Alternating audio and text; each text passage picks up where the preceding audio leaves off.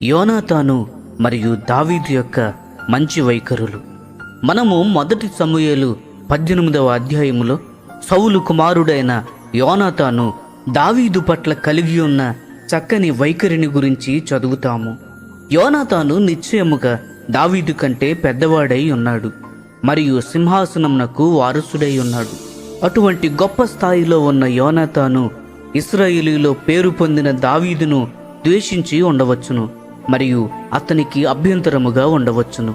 కానీ దానికి బదులుగా దావీదు విషయంలో అతని హృదయములో ప్రేమ మరియు గౌరవము ఉన్నట్లు చూచుచున్నాము. ఇది యోనాతాను తన వ్యక్తిగత అభివృద్ధి కంటే దేవుని మహిమను గుర్చియు మరియు ఇశ్రాయేలు యొక్క మేలును గుర్చియు ఎక్కువ ఆసక్తి కలిగి ఉన్నాడని తెలియజేయుచున్నది.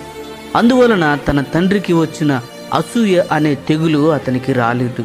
అతని హృదయము దావీదు హృదయముతో కలిసిపోయెను.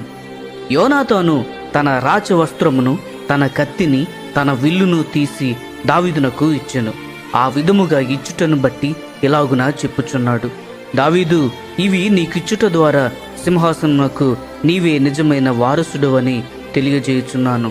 నీకు వ్యతిరేకముగా కత్తి మరియు విల్లుతో నేను నీతో పోరాడును, నాకు నేనుగా నీకు లోబడెదను.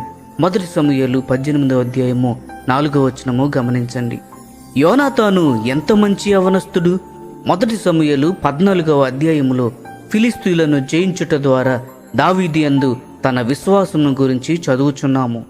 మరియు ఇక్కడ అసూయ నుండి పూర్తిగా స్వతంత్రుడై ఉండుటను మరియు దేవుని చేత అభిషేకము పొందిన వారిని వివేచించగలుగుటను మనము చూచుచున్నాము.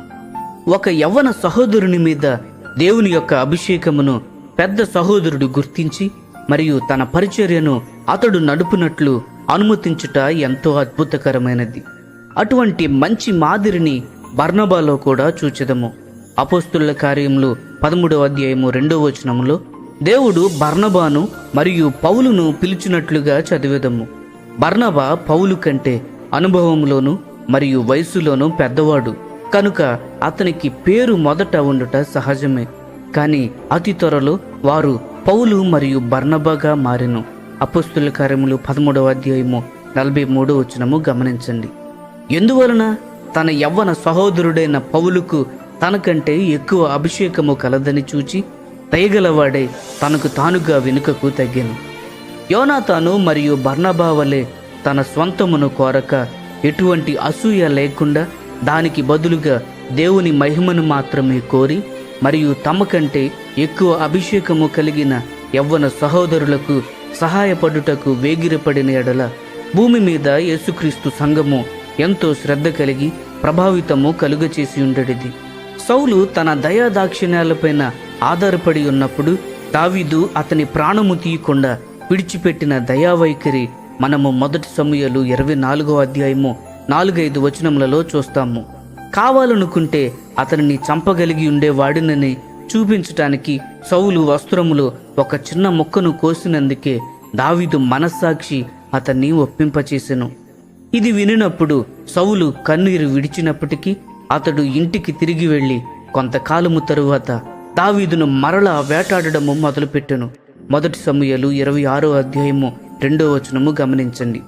అసూయ, కోపము, ద్వేషము అను వాటితో మనము నిర్దాక్షిణ్యముగా వ్యవహరించకపోతే అవి సముద్ర తరంగముల వలె మరలా వచ్చే అవకాశము ఉంది.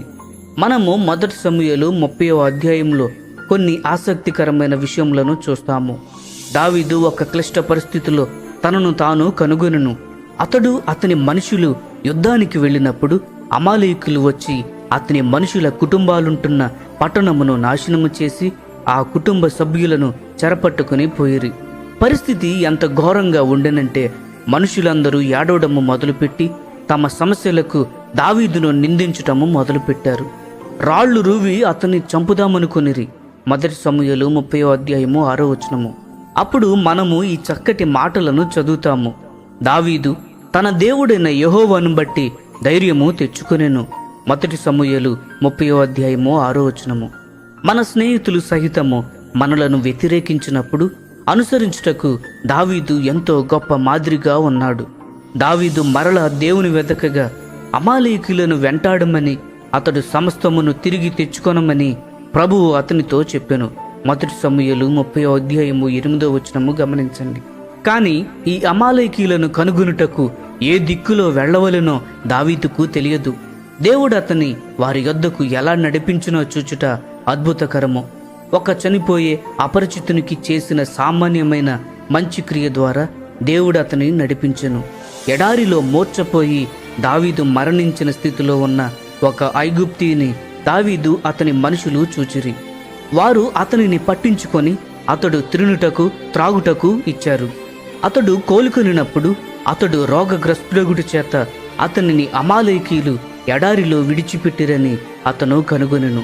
1 సమూయేలు 30:11, 12, 13 గమనించండి. దావీదును అమాలేకీయుల యొద్దకు నడిపించినది ఇతడే. మనము అపరిచితుల ఎడల దయ చూపించినప్పుడు దేవుడు మనకు ఏ విధముగా ప్రతిఫలాన్ని ఇస్తాడో ఇది మనకు నేర్పిస్తుంది. ఆ విధముగా దావీదు అమాలేకీయులను కనుగొని వారిని ఓడించెను. అమాలేకీయులు దోచుకున్న వాటిని సమస్తమును దావీదు రక్షించెనని అక్కడ 3 సార్లు రాయబడింది. ప్రియ స్నేహితులారా, సాతాను మన నుండి దోచుకున్న వాటన్నిటి నుండి యేసు రక్షించుటకు ఇది చక్కటి ప్రతీకగా ఉన్నది. యుద్ధము అయిపోయిన తరువాత దావీదు పాళెమునకు తిరిగి వచ్చినప్పుడు దావీదుతో పాటు యుద్ధము చేయడానికి బాగా అలసిపోయిన 200 మంది దావీదు సామానులను చూచుకొనుటకు అక్కడనే నిలిచిపోయిరి. దావీదుతో కూడా వెళ్ళిన వారిలో పనికి మారిన వారైన కొందరు పోరాడని వారితో యుద్ధపు దోపు సొమ్మును పంచుకొనమని వారు చెప్పారు. కానీ ఇక్కడ దావీదు విశాల హృదయాన్ని చూస్తాము. యుద్ధమునకు పోయిన వాని భాగమెంతో సామాను నొద్ద నిలిచిన వాని భాగము అంతే అని దావీదు చెప్పెను. ఆనాటి నుండి అది ఇశ్రాయేలులో ఒక నియమముగా మారెను. ప్రియ స్నేహితులారా, మనము కూడా యోనాతాను మరియు దావీదుల లాంటి మంచి వైఖరులను అనుసరించదము. ఈ సందేశంలో మీకు ఆశీర్వాదకరముగా ఉన్నట్లయితే లైక్ చేయండి, సబ్స్క్రైబ్ చేయండి, అనేకులకు షేర్ చేయండి. మీ విలువైన అభిప్రాయములను కామెంట్ రూపంలో మాతో పంచుకొనండి.